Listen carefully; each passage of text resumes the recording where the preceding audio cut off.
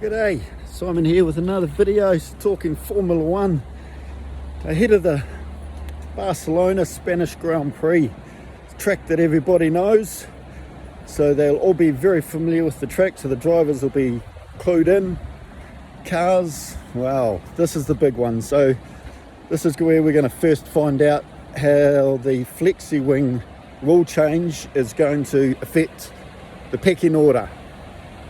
So a lot of people thinking that this will have a bigger effect on McLaren than, say, it might bring Red Bull a little bit closer. But yeah, be exciting, interesting to see. Some are saying Alpine, who have not had much of a flexi win, could be suddenly right in there. But I'm picking McLaren's car is pretty sorted. They're very clever, so I don't think the order's going to actually change at the top a lot. Red Bull could be in, it's going to be very interesting. But yeah, I'm picking it's going to be a big race between Oscar and Lando. Very close on the points now.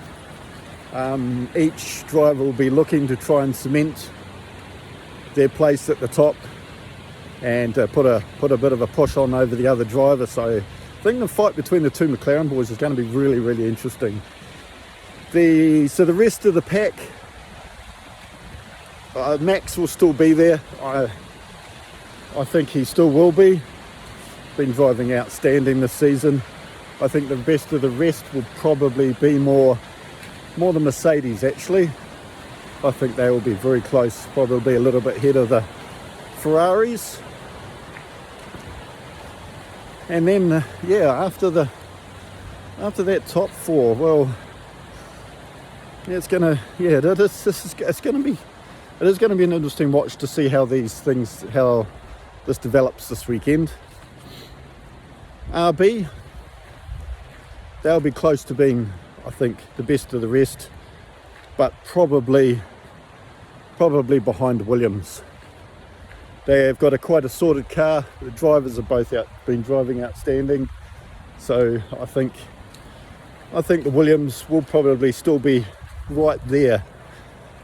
So whether Aston Martin can get big close, not sure. Adrian Newey's made a bit of a step in saying the coalition between the simulator and what happens on the track is not very good, so it needs to be a lot of work done there, which is unfortunate and sort of makes sense where they keep bringing upgrades and they haven't worked on the car. So yeah, that does sound like that's what the case is. I just feel sorry for Aston Martin, all the facilities and the money, but the big one for me is their test driver, Felipe Drogovic. Guy's got so much talent and it's just sitting there on the sidelines, just been wasted. I think he would have been easily well equipped to have been racing this year, and I think doing quite well, but that's the way it is. So, but yeah, anyway, I think the Williams and RBs will be close. Alpine probably, not sure for the rest of it whether Alpine are going to have a good run.